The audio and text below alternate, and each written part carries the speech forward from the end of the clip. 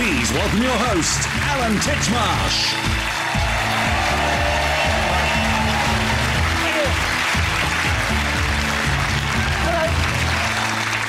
Hello, welcome to the show. We've a packed programme full of fun and conversation this afternoon, but before we go any further, I have to issue something of a health and safety warning.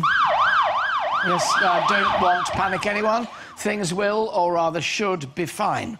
However, I do need to alert you all to the fact that later on the show we'll be introducing you to some of nature's most dangerous animals. These are natural-born killers. Currently, we have them on the secure watch over at the far end of the studio. That man there is trained to kill. However, if anything happens, you might want to know the nearest exit is behind you, and my left, your right, and my right, your left, and behind me. Just leave your bags and run, or better still, follow me, because I'll be out of here like a shot. No, it'll be fine, promise. Tonight sees something of a first on telly, though, for something completely different. Cameras have been granted access to film the goings-on behind the scenes of a Harley Street plastic surgery clinic. In a moment, we'll meet the husband and wife team who run things, as well as some of their patients. But first, let's see what we can expect from tonight's opening episode. In a world where youth is valued above all things, looking young has become a priority. So much so that many will consider anything to hold back the march of time. If I don't sort it out now, what am I going to look like when I'm, you know, like 30? Some come to this family-run clinic on Harley Street, where a team of experts work 7 days a week to give their patients what they want. The reason I'm having this particular procedure is definitely to look younger. If you're not happy with your appearance, there are clinical options out there. With me now, husband and wife team Dr. Armour Khan and Lesley Reynolds Khan, and their patients, Sharon and Joe. Armour, what made you want to allow the cameras in? Normally this is very much an off-limits area. Yeah, I think people have a concept of what happens when they go for advice on cosmetic procedures. What we wanted to do was dispel the myths. They've also seen a lot of things going wrong, Leslie. This is the trouble. You know, we've had lots of horror stories about people who've gone under the knife and come out looking far worse than when they went under. So can you understand people's concern? Yeah, I can, and I think what's important is that we show people that it doesn't have to be like that, and that they can see that you can do very minimal treatments to make yourself look and feel better. And it's not about being perfect, it's about being as good as you can look. Seems a lot to be about confidence. People seem very unconfident about themselves. Almost everybody wants to look a bit different.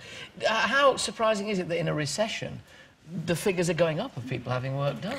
Well, we're busier week on week, and I think what it does, it just makes people feel, as you say, a bit more confident and a bit better.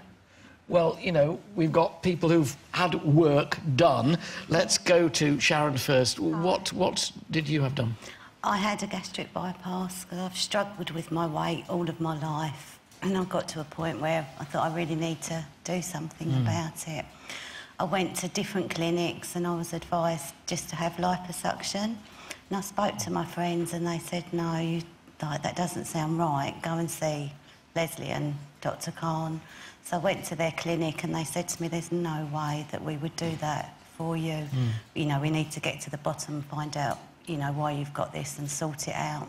So they recommended Dr. Andrew Jenkinson, who's a really lovely surgeon, who I met at the clinic, and he went through all the different operations with me. So you were properly advised. Were you worried about the cost, though? Because it's not a cheap option, is it? No, but I think I'd got to the point where money just wasn't an issue. But did you not find people saying to you, well, surely it's willpower, just don't eat as much? Yeah, lots of people did say that, but that's not it helpful. really isn't that easy. If it was that easy, I wouldn't, you know, have been at that point. So what happened here in Shirley's case?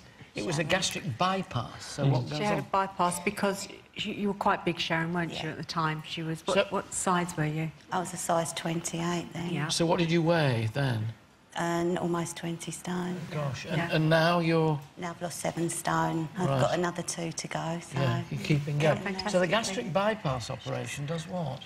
Well, doctor? Yeah. What it essentially does is it bypasses a lot of the stomach and feeds the food further down the upper gastrointestinal tract. So you haven't got a big sac which you can keep filling. Right, so it makes you less hungry, in effect, or you're satisfied with less food. you're satisfied with less food, but what it also does, it seems to produce those chemicals which satiate you. Yeah. Whereas, you know, just a simple gastric band won't do that. And the cost of an operation like that, ballpark figure? £12,000. £12,000, so a lot of money. Jo, your story, what happened to you? Well, I've got a bit of a disaster story, I'm afraid. 5 years ago, I went to see Dr. Khan because I wanted a permanent filler inserted into my cheeks, as I really wanted a heart-shaped face. And at the time, Dr. Khan said, no, don't put anything permanent into your face, Jo, because what will happen is what might look good now because you're young might not necessarily look that great in 5 years' time because your face might age. And he said, with permanent fillers, there's a lot of, like, risks, such as infections, the filler might migrate. But did I listen? No, of course not, because I'm not like that. So what did I go and do? I decided to go to another clinic where they put the permanent filler in.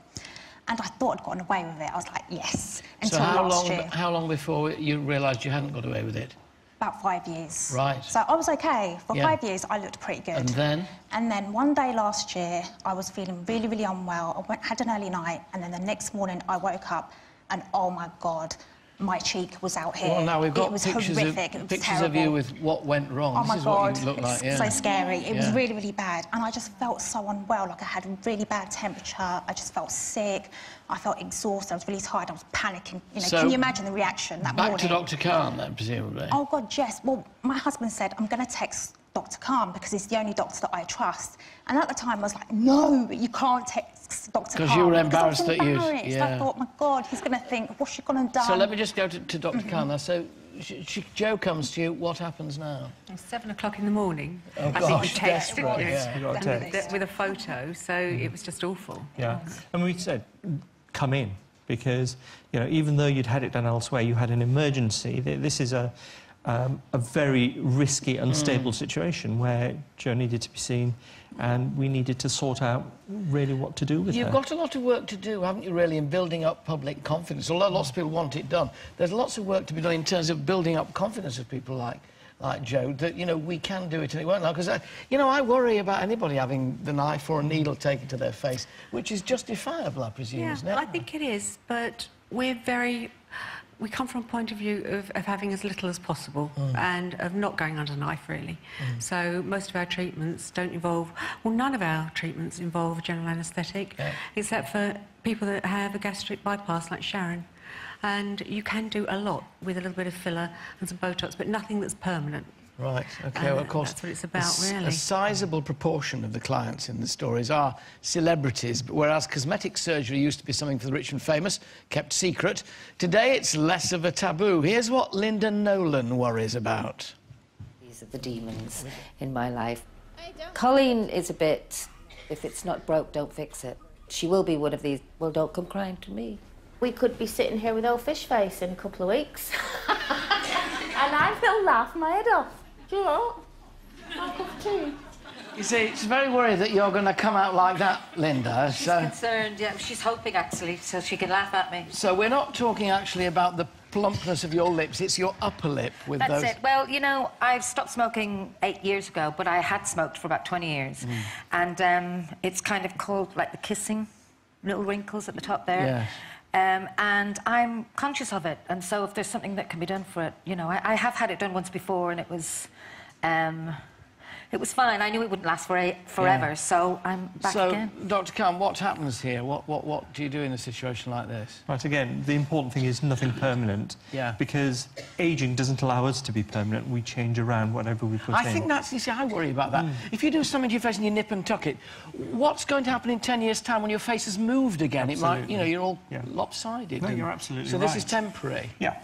And what we're doing is we're getting tiny little injections of a mixture of what we call hyaluronic acid, which is what's in your skin anyway, and your skin gradually gets rid of, mixed with some peptides which regenerate the collagen a little bit. So what are you going to do? So we're going to do tiny little injections. And you're happy doing them area. here in the studio, because I worry about sterility and... We're going to cleanse. This isn't an invasive procedure. Right. We're very superficial, and I'll be wearing gloves. I've got my coat on. Fine, So we'll make sure that everything And you're going to inject the top lip? Just tiny little injections around the lines, and what that will do is hydrate. Over a few days, the lip will hydrate. We don't want a trout pout, do we? No, we don't. That was your biggest fear. I won't be closing my eyes, though, because he's good eye candy as well.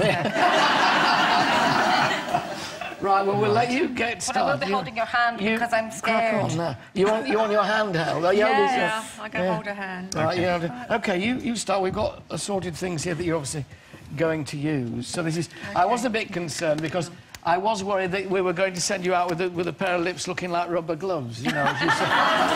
Oh, how funny. So it's Mick not Jagger and the actually... Nolans.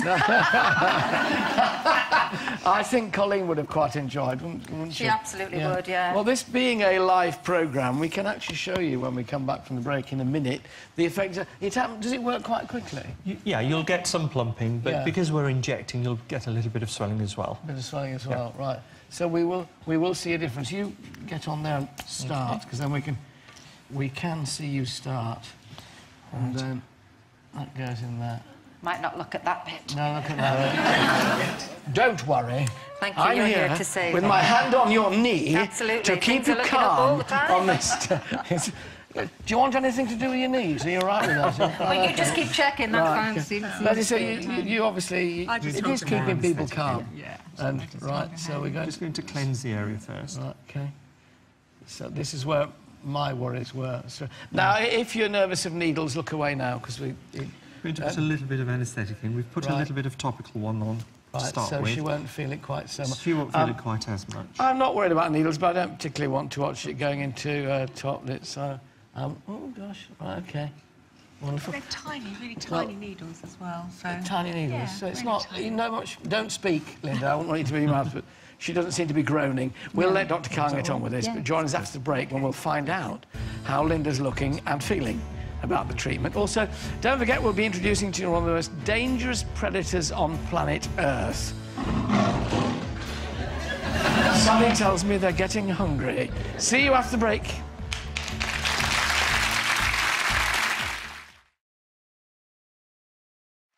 Welcome back. Before the break, Linda Nolan was having some live lip filler treatment, courtesy of Mr. Khan, the Harley Street surgeon, and star of the new Fly on the Wall documentary. So, did it hurt much? No, I didn't scream, did I? No. It was, you anaesthetised it, didn't you, a little bit? Yeah. And it's obviously a little bit swollen, but no, honestly, it's not unbearable. So how long before the full effect comes? I think you've got to allow about 3 to 5 days. Right, and then it'll before plump it up comes out. nicely. But there is an almost immediate difference. If we show you before and after of Linda, here's the before and here's the after. There's no makeup on there yet at all, but I can certainly see from here it's beginning to plump up. Cost of that sort of treatment, Dr. Khan? About 350, 350. And you have to do it how frequently? A couple of times a year. Right, so 350. And you obviously, from last time having it, you felt a lot better for doing it. Yeah, it was just a personal thing, you know. And as they've said earlier, if it makes me feel better, then it's worth doing. And I don't think Colleen will take the mickey out of me too much. I don't think she will. I think she might be there after me. She needs it, only she needs a lot more work than I do. But if anyone at home is considering surgery or other treatments, please make sure you see your GP to seek appropriate advice and visit a reputable practitioner whose work you've been able to inspect. Stitch Me, Lift Me, Tuck Me starts tonight on Sky Living at 8 p.m. Ladies and gentlemen, please thank Lesley and Dr. Khan and Linda Nolan. Thank you very much.